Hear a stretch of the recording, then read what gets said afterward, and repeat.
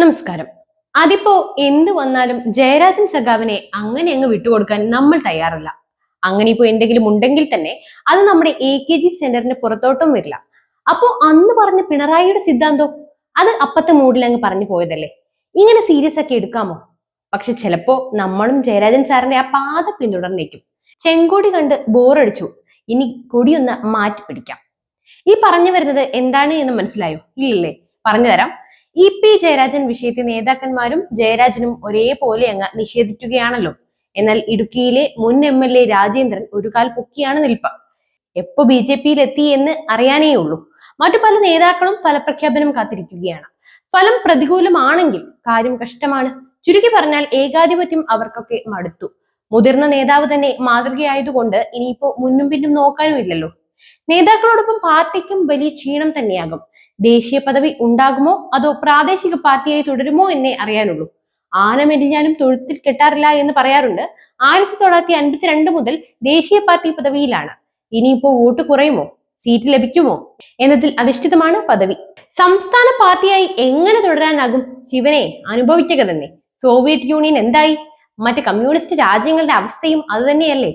നടക്കാൻ മടിച്ചിട്ട് ചിറ്റപ്പൻ വീട്ടിൽ നിന്ന് തന്നെ പെണ്ണ് കിട്ടി എന്ന് പറഞ്ഞ പോലെ എല്ലാ കമ്മ്യൂണിസ്റ്റ് രാജ്യങ്ങളുടെയും സ്ഥിതി ദയനീയമാണല്ലോ.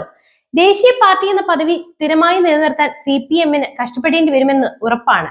തിരഞ്ഞെടുപ്പ് കമ്മീഷൻ നിഷ്കർഷിച്ചിട്ടുള്ള 3 മാനദണ്ഡങ്ങളിൽ ഒന്നായ 4 സംസ്ഥാനങ്ങളിൽ സംസ്ഥാന പാർട്ടി എന്ന അംഗീകാരമാണ് നിലവിൽ CPM-ന് ദേശീയ പാർട്ടി പദവി നൽകുന്നത്. കേരളം, ത്രിപുര, ബംഗാൾ, തമിഴ്നാട് എന്നിവയാണ് 4 സംസ്ഥാനങ്ങൾ. ബംഗാളും ത്രിപുരയും കട്ടപ്പുകയാണ്. തമിഴ്നാട്ടിൽ കോൺഗ്രസ് ഉള്ളതുകൊണ്ട് സീറ്റ് ഉറപ്പ്. DMK ഉണ്ടല്ലോ. കേരളത്തിൽ പക്ഷേ കുറച്ച് കഷ്ടമാണ്. ജനങ്ങളെയൊക്കെ കുത്തുപാള എടുപ്പിച്ചത് കൊണ്ടും കുടുംബം നോക്കലുകൊണ്ടും എല്ലാവരും അടുത്തു. പിണറായി സഖാവിനും ആ ടെൻഷനുണ്ട്.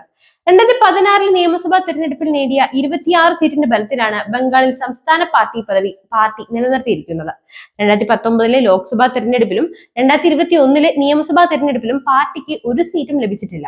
2016 ഓഗസ്റ്റിൽ തെരഞ്ഞെടുപ്പ് കമ്മീഷൻ ദേശീയ സംസ്ഥാന പാർട്ടികളുടെ അംഗീകാരം പുനഃപരിശോധിക്കുന്ന കാലാവധി 10 വർഷമായി ക്രമീകരിച്ചു. ഈ ആനുകൂല്യത്തിന്റെ ബലത്തിൽ തൽക്കാലം CPM-ന് 2026 വരെ ദേശീയ പാർട്ടിയായി തുടരാമെന്നാണ് പ്രതീക്ഷ. തമിഴ്നാട്ടിലും ബംഗാളിലും ഇത്തവണ നേടുന്ന സീറ്റുകളുടെ എണ്ണത്തിൽ പ്രാധാന്യമുണ്ട്.